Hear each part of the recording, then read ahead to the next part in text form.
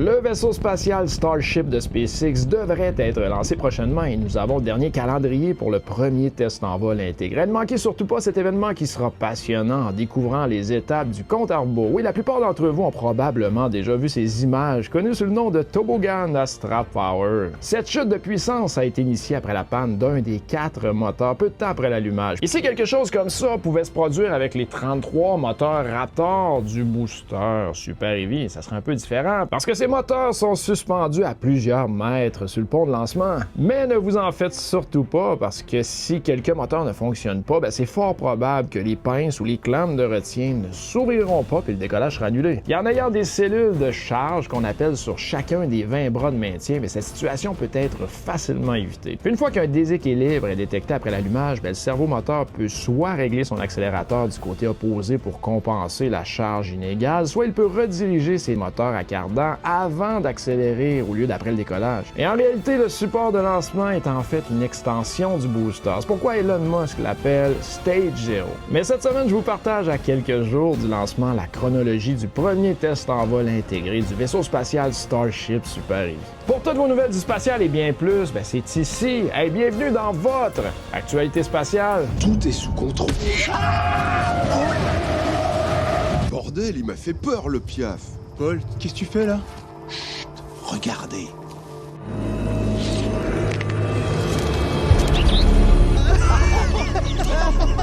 C'est un miracle! Mon crâne.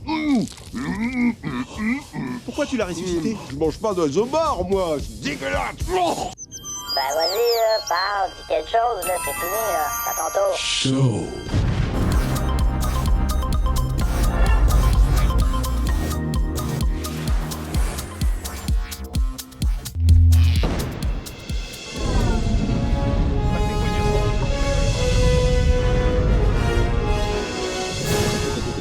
SpaceX a finalement publié la chronologie du premier vol intégré du Starship Super Heavy qui va avoir lieu dans quelques jours. C'est certain que ça peut changer, mais j'avais envie de vous présenter le plan de match. C'est pas une partie de hockey, ça?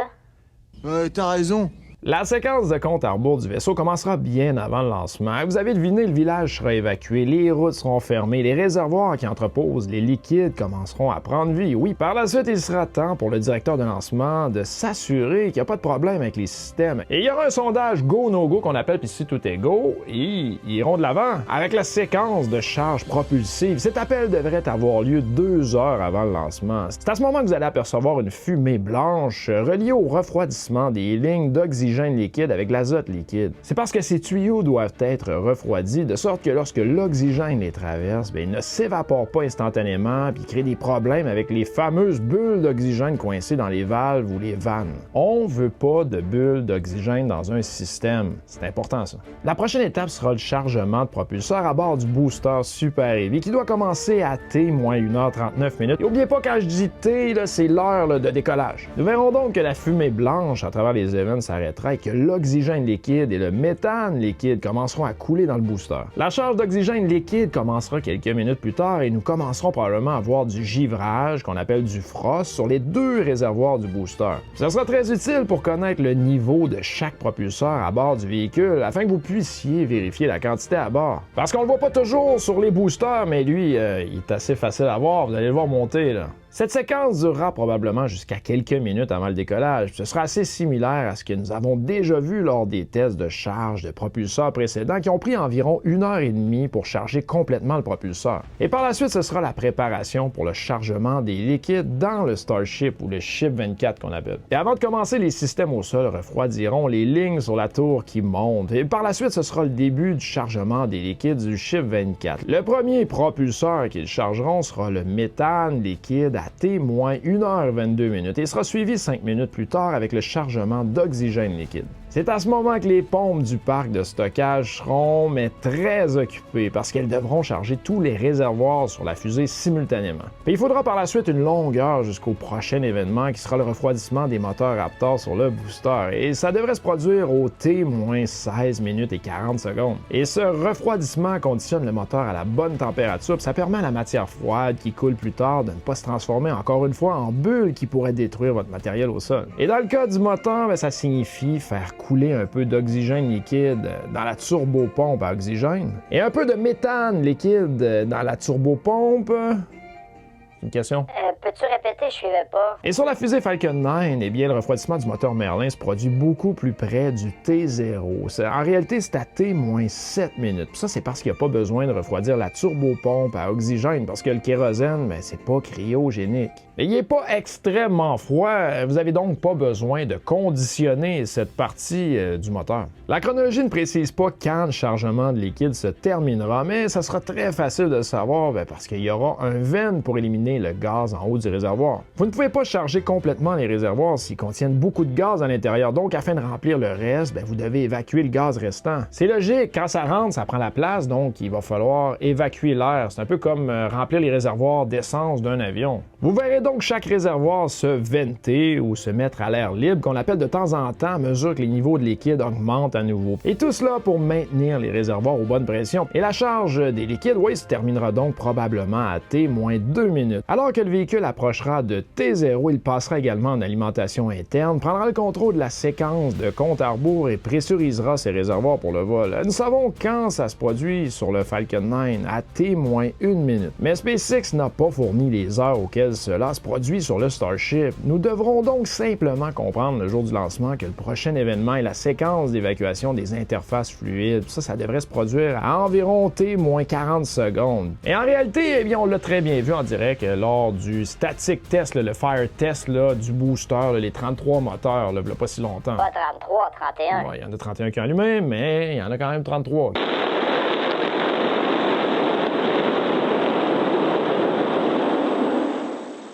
Dans les derniers moments avant le décollage, SpaceX peut donc décider d'arrêter le décompte quelques minutes pendant l'évaluation des données de la fusée avant le lancement, donc c'est tout à fait possible. 3, 2, abort. Abort, abort, abort. Par la suite, nous entendrons le directeur de lancement dire LD, go for launch. Prochain chapitre! Pendant 8 secondes avant le décollage, eh bien, la fusée sera maintenue au sol pour vérifier l'état des moteurs. Elle va être maintenue avec des clamps ou des pinces. Puis avant de les relâcher pour enfin envoyer la fusée la plus puissante du monde en route vers l'espace. Une fois que T0 arrivera, l'excitation est garantie. Oh que oui, c'est le moment où Starship décollera enfin avec sa configuration entièrement empilée. À partir de ce point, la prudence est de mise, car même lorsque les choses se passent normalement, tout peut changer, parce que la fusée elle-même s'adapte pour cibler la trajectoire prévue. Le vaisseau spatial devrait se diriger vers l'est et atteindre Max Q à environ 55 secondes de vol. Puis Max Q, ça c'est le point de pression aérodynamique maximal exercé sur la fusée, puis ça sera une démonstration critique que la structure du vaisseau spatial peut supporter ses charges. Et ce sera très stressant, car la façon dont il a été construit est loin des méthodes conventionnelles. Disons que c'est tout sauf conventionnel. Bien voyons, il est construit en tension et empilé à l'air libre dans de hautes baies à quelques kilomètres de l'océan. Il n'y a rien là. C'est ça que je dis, le SMAT. C'est moi qui dis le SMAT. Le SMAT. Vous avez tous compris? Et à l'approche de la séparation des étages, les moteurs ralentiront probablement pour limiter l'accélération sur les 2 étages. Et 2 minutes et 49 secondes après le décollage, le Super Heavy éteindra ses moteurs. Et après cela, nous entrons dans un territoire inconnu, parce qu'il existe un système pour maintenir le booster, mais pas pour le séparer. Elon Musk, le PDG de SpaceX, a commenté en 2021 que la façon dont il séparait les véhicules se ferait par inertie, similaire à la façon dont il sépare les satellites de l'adaptateur de charge utile du Falcon 9. Initier une rotation soudaine dans une direction, éteindre les moteurs, ouvrir les crochets et Starship dérive. C'est sérieux, ça? Oui, c'est sérieux, ça a l'air facile sur papier, mais j'ai hâte de voir ça en vrai, hein?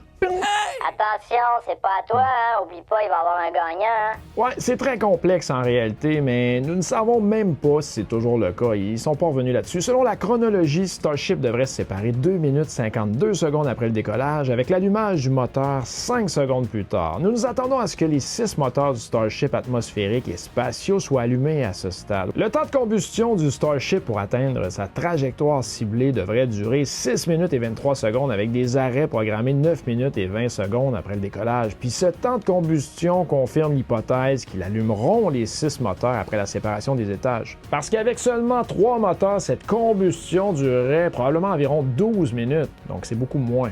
Et pendant que Starship se dirigera vers sa trajectoire ciblée, eh bien le Super Heavy de son côté fera un demi-tour et effectuera un boost pack burn. Oui, ça c'est l'allumage de moteur qui devrait commencer à 3 minutes et 11 secondes après le décollage et durer environ 55 secondes. Et c'est à peu près le même temps qu'il faut au Falcon 9 pour effectuer un boost back burn. En français, Sven? Désolé, stimuler le retour de brûlure. Ah, tu peux garder ça en anglais finalement. Il va falloir que tu te décides. Et contrairement au Falcon 9, le Super Heavy ne reviendra pas sur le site de lancement pour l'atterrissage. Et malgré que la durée du boost back burn est la même, le Super Heavy aura voyagé plus loin dans son vol car l'allumage des moteurs est plus long pendant l'ascension que le Falcon 9. Et un retour en mer sur les barges, ça leur tente pas? T'es sérieux? Oui, C'est un monstre. ça flotte. Donc, pour le même temps de combustion, il rencontrera simplement l'océan près du site de lancement. Et Super Heavy se dirigera donc à l'aide du moteur pour l'entrée dans l'atmosphère. Et cette entrée, contrairement au Falcon 9, ne comporte pas d'allumage de freinage lorsqu'il revient initialement dans l'atmosphère, parce que le Super Heavy est construit pour survivre à l'entrée, donc aucune brûlure d'entrée n'est nécessaire. Et lorsque le booster rencontrera les parties les plus épaisses de l'atmosphère, il ralentira et traversera la vitesse du son. Et c'est ce que nous avons l'habitude d'appeler la phase transonique de descente. On connaît ça. Et selon la chronologie de SpaceX, le Super Heavy devrait atteindre cette phase 7 minutes 32 secondes après le décollage, puis 8 secondes après que le Super Heavy amorcera sa combustion d'atterrissage qui devrait durer 23 secondes. Mais qu'est-ce que le Booster 7 fera sur ce vol? Ça là, mes amis, c'est l'inconnu. Un splashdown C'est pas écrit. au-dessus de l'eau? Il y a des chances, mais là, je vous apporte du côté imagination, pourquoi pas des baguettes, les chopsticks en plein milieu de l'océan, hein? Ça serait vraiment génial. Il pourrait se pratiquer. Pourquoi pas? Le vaisseau spatial devrait commencer son entrée 1h17 minutes et 21 secondes après le lancement. Ça sera un autre moment critique parce que dans le vol du vaisseau spatial, c'est à ce moment que le système clé permettant la réutilisation complète du vaisseau spatial sera testé. Son fameux bouclier thermique. Et cette entrée est prévue pour durer environ 10 minutes au cours desquelles Starship rencontrera des températures bien supérieures à 1000 degrés Celsius puis des forces aérodynamiques encore plus fortes qu'un décollage. Il utilisera ses ailerons pour contrôler son tangage et son roulis en utilisant essentiellement l'atmosphère pour manœuvrer. Et réussir à se rendre à cet endroit, ça serait déjà un exploit en soi. Mais si tout fonctionne, SpaceX effectuera sa manœuvre de parachutisme comme nous l'avons vu lors du vol à haute altitude il y a quelques années, mais le Starship ne tentera pas un retournement et frappera malheureusement... Ou heureusement? Pourquoi heureusement? Parce qu'il y aurait déjà beaucoup de chemin de parcouru. Il y a quelque chose de brillant.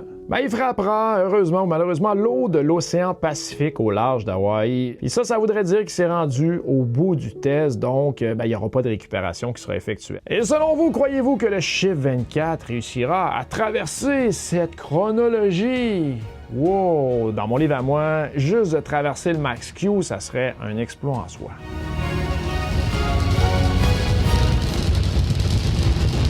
Et au chapitre 3 cette semaine, je vais déposer le Starship, on va mettre ça de côté, puis je vais vous expliquer comment se déroulera la mission Artemis 2 avec notre Canadien à bord de la capsule Orion en direction de la Lune. Et actuellement prévue pour fin 2024, la première mission habitée en orbite lunaire depuis plus de 50 ans transportera 4 astronautes pendant 10 jours. Et ça fait suite à la mission... La mission? La mission, je comprends pas, là, j'écoutais pas.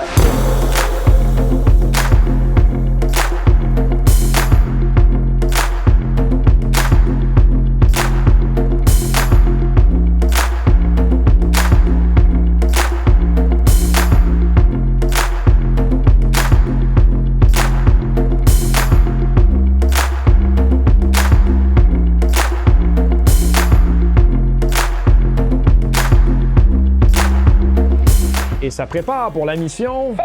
7. Ah non, 3, désolé. Oui, l'Artemis 3 qui sera le retour des humains à la surface de la Lune. Le test ultime avec Artemis 2 sera validé par les pilotes qui attesteront des bonnes performances dans leur vaisseau. Et plusieurs manœuvres en orbite terrestre basse sont prévues avant l'injection en orbite translunaire. Oui, le décollage aura lieu depuis Cap Canaveral, comme à l'habitude en Floride aux États-Unis. Et la fusée SLS Block 1 mettra en orbite la capsule Orion avec les astronautes. Et une fois en orbite terrestre, très elliptique avec une altitude allant de 370 km jusqu'à 109 000 km à l'apogée, les astronautes inspecteront le vaisseau pendant une journée en réalisant plusieurs manœuvres de proximité. Les astronautes se serviront également de l'étage supérieur comme cible pour tester les capacités de correction manuelle de trajectoire et d'orientation. Puis le vaisseau sera par la suite injecté en orbite translunaire. Le voyage vers la Lune durera 4 jours. Une fois arrivé, le vaisseau restera en orbite translunaire et fera le tour de la Lune avant de repartir. Et il y aura très peu de manœuvres prévues autour de la Lune, seulement un survol de la face cachée. Et l'équipage Artemis 2 survolera la Lune à plus de 7500 km d'altitude. À terme, l'orbite lunaire de travail où sera placé le vaisseau passe au-dessus des pôles. Oui, il va survoler l'un d'eux de très près, puis l'autre de très loin. On parle de 70 000 km d'altitude. Puis après le survol de la face cachée, le vaisseau réalisera une manœuvre pour revenir sur Terre. Et le voyage de retour durera aussi 4 jours. L'arrivée sera semblable à la mission précédente. Le vaisseau se séparera de son module de service européen avant de plonger à travers l'atmosphère à plus de 46 000 km/h. Le module habité, protégé par son bouclier thermique, fera un rebond sur l'atmosphère pour ralentir avant le plongeon final. Oubliez pas, quand on arrive de la Lune, c'est une chute libre, c'est beaucoup trop rapide. Pour casser la vitesse, on fait un bond comme un caillou sur un lac quand on lance. Ça fait un bond, ça ralentit, puis après ça, ça rentre doucement. Puis quand on dit doucement, c'est relatif quand même. La descente se terminera sous parachute avant d'amérir dans l'océan Pacifique. Puis parvenir à respecter le plan de vol avec succès demeure un test important pour le vaisseau et son équipage. Artemis 2 sera donc la dernière mission test pour donner le feu vert au reste du programme lunaire. Il y a 60 ans déjà, la NASA présentait les 7 astronautes de Mercury 7. Oui, puis j'avais envie de faire un petit retour dans le passé. C'est pour ça que tu as un convecteur temporel.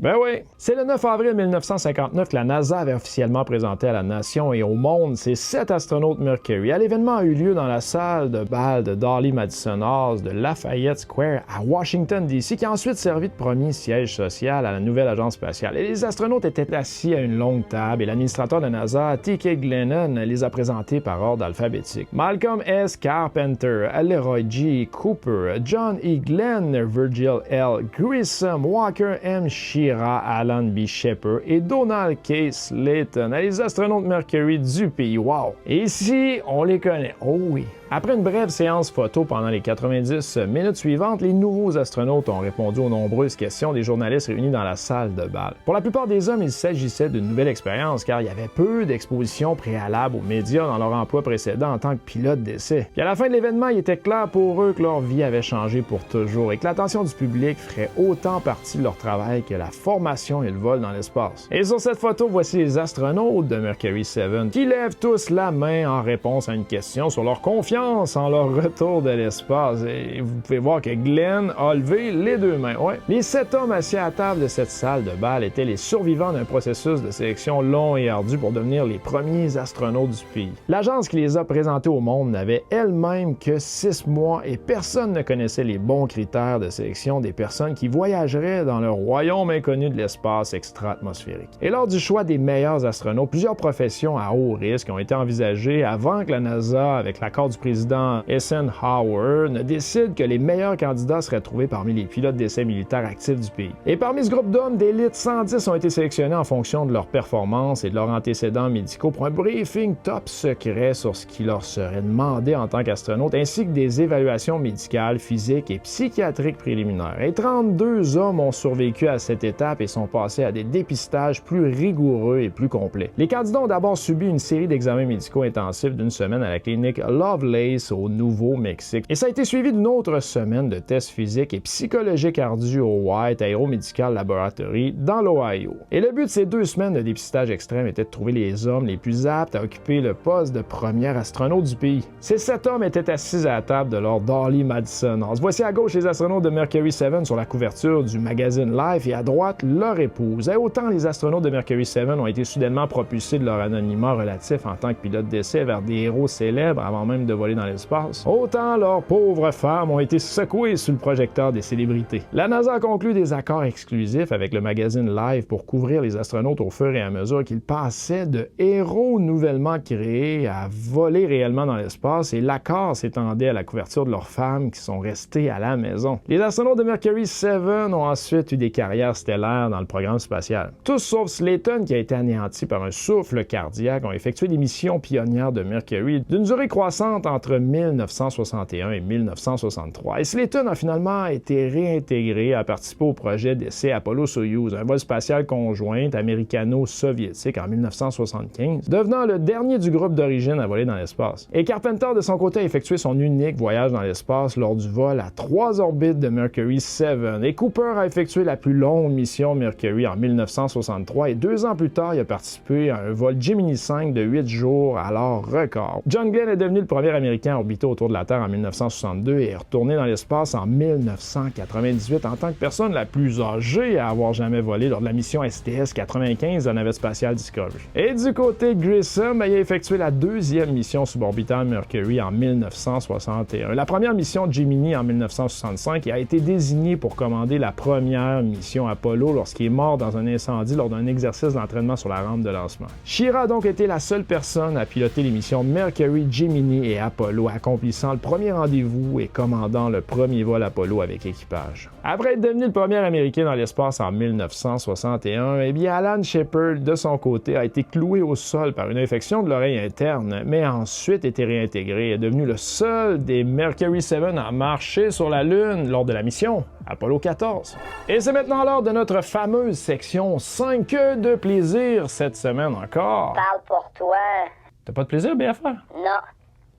Attends, je vais commencer avec quelque chose qui va te faire plaisir au sujet du controversé, Elon Musk. OK. Cette semaine, un journaliste de la BBC arrive à l'improviste au siège de Twitter. Le controversé Elon Musk lui accorde un entretien sur place. Oh là là, grosse erreur BBC. Regardez Elon Musk mettre fin à cette carrière de journaliste en 27 secondes. Voici à quoi ressemble le regret instantané. Le pauvre journaliste a affirmé qu'il y avait, depuis l'arrivée d'Elon Musk au pouvoir, plus de contenu haineux sur Twitter, mais n'a pas été capable d'en nommer un seul. Que voulez-vous dire au sujet de contenu haineux? Ben, je veux dire un contenu qui solliciterait une réaction, quelque chose qui est légèrement raciste ou légèrement sexiste, ce genre de choses. Donc, vous pensez que si quelque chose est légèrement sexiste, il devrait être interdit, non? C'est ce que vous dites? Je ne dis rien, je suis juste curieux. OK, ben qu'est-ce que vous entendez par contenu haineux? Je demande des exemples précis. J'ai entendu parler de ça. J'ai juste entendu. Je n'ai pas là qui me viennent de même, mais passons à une autre chose.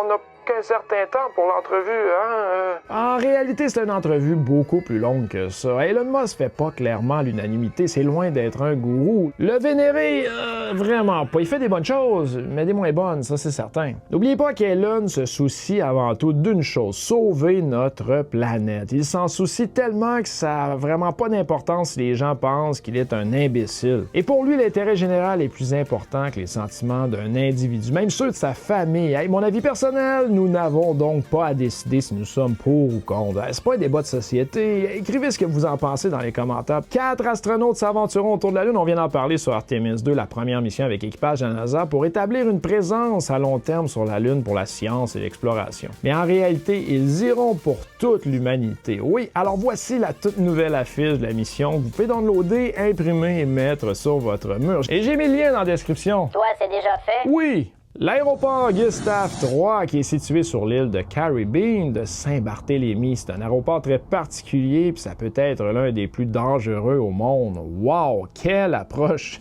Et restons dans l'aviation, l'Airbus Beluga X large XL, le Airbus A330 743L, ça c'est un gros avion de transport entré en service en 2020. Nous ne l'avons pas beaucoup vu dernièrement, mais il existe bien sûr. Et saviez-vous que les masques à oxygène des pilotes d'avion sont montés sur le visage à l'aide de divers harnais de suspension, mais oui, ils utilisent généralement un harnais gonflable pour un enfilage rapide puis à mettre en 5 secondes ou moins en utilisant une seule main. C'est assez impressionnant la première fois que tu l'utilises, mais c'est très efficace. Tu t'étires, les clips, ça gonfle, clac, tu relâches. Quand tu relâches, il faut qu'il soit droit. Oh. Pourquoi personne ne m'avait dit que j'avais un aussi gros cul? Et pendant que nous parlons d'aviation, avez-vous vu les sièges d'un avion en 1930? Oui, disons que l'aviation a beaucoup évolué. Les humains ne sont pas la seule espèce qui aime prendre le soleil. Le lien avec le spatial? Ben on aime tout, et vous le savez, alors quelques partages sur le vivant. Les tortues prennent aussi le soleil. Alors que les humains peuvent prendre un bain de soleil pour bronzer, les tortues le font, scientifiquement connu sous le nom de bronzage, imaginez, pour réguler leur température corporelle interne. Et du côté des chimpanzés... Chimpanzés. chimpanzés. On dit chien-panzé. Et non, mon cher, c'est bien les chimpanzés, oui, qui peuvent être de 3 à 5 fois plus forts que les humains. Mais pourquoi? Il y a des études qui ont trouvé des différences dans la façon dont les muscles sont construits, mais le contrôle musculaire peut être un facteur beaucoup plus important. C'est très intéressant. Il y a également les koalas qu'on aime bien, qui peuvent manger plus d'une livre de feuilles eucalyptus par jour, et comme c'est toxique, le système digestif du koala doit travailler dur pour le digérer. C'est pourquoi les koalas dorment autant. Ils tirent très peu d'énergie de leur alimentation et dorment de 18 à 22 heures par jour. Wow! T'as pas envie de manger ça, BFR? Non, pourquoi? Ça serait fun. Et on vient avec le spatial. Bientôt, le X-59 de la NASA prendra son envol pour faire la démonstration d'une nouvelle forme silencieuse de vol supersonique. Et cette technologie pourra apporter un retour au vol supersonique au-dessus de la Terre, réduisant de moitié les temps de vol. Et le retour d'une certaine forme de concorde, oui. Et il y a 37 ans, la comète de Halley a fait son approche la plus proche de la Terre dans ce passage à 63 millions de kilomètres. Et où étiez-vous en 1986? Son prochain passage se rend en 2061. Et voici une magnifique image du Starship dans l'océan Pacifique. Hey, croisons-nous les doigts pour que ça arrive dans les prochains jours. Et il y a 4 ans déjà, le moment qui a tout changé en astronomie et en astrophysique, la toute première image de l'horizon des événements d'un trou noir a été révélée par l'équipe Event Horizon Telescope. Ah, que de souvenirs! Wow! Puis en parlant de souvenirs, je termine avec les 3 astronautes qui ont volé sur Apollo 13, Fred Hayes, John Swigert et Jim Lovell, qui sont vus sur cette photo prise la veille du lancement d'Apollo 13 en 1970. Eh bien oui, Ken Mattingly, le pilote principal du module de commande, a été évincé du vol 3 jours seulement avant le lancement après avoir été exposé à la rougeole allemande. Apollo 13, qui a eu lieu entre le 11 avril et le 17 avril 1970, était la 3e mission du programme Apollo de la NASA ayant pour objectif de faire atterrir des hommes sur la Lune. Elle est connue pour avoir été le théâtre durant le transit entre la Terre et la Lune d'un accident grave, parce que pendant le trajet vers la Lune, l'explosion d'un réservoir d'oxygène met hors usage le module de service d'Apollo qui, dans un contexte normal, fournit à la fois l'énergie, l'eau, l'oxygène et le système propulsif durant la majeure partie de la mission. Et pour survivre, l'équipage se réfugie dans le module lunaire qu'on appelait Aquarius, oui, dont il utilise des ressources relativement limitées. Et le vaisseau ne peut pas faire demi-tour et doit contourner la Lune avant de revenir sur Terre, qu'il ne peut atteindre au mieux qu'au bout de plusieurs jours. Et des procédures sont mises au point par les équipes au sol pour faire fonctionner le vaisseau dans ces conditions très dégradées, conserver suffisamment de consommables, en particulier l'énergie et l'eau, pour permettre la survie de l'équipage et la réalisation des manœuvres indispensables jusqu'au retour sur Terre. Et ça complète votre actualité spatiale chaude de la semaine. Et merci à tous de faire partie de l'aventure Blue Dot Future à chaque semaine. Et comme disait Confucius, j'ai appris que le calme était beaucoup plus déstabilisant que la colère, qu'un sourire désarme beaucoup plus qu'un visage froncé. Et j'ai appris que le silence face à une offense est un cri qui fait trembler la terre. Ah, il y avait beaucoup d'informations dans cette citation, mais c'est l'expérience qui parle. Pas toi, certain. Ah, non, c'est vrai, mais je suis d'accord avec ça. Hey, d'ici là, n'oubliez pas d'alimenter vos passions puis d'être Blue Dot, parce que le futur, ça commence maintenant.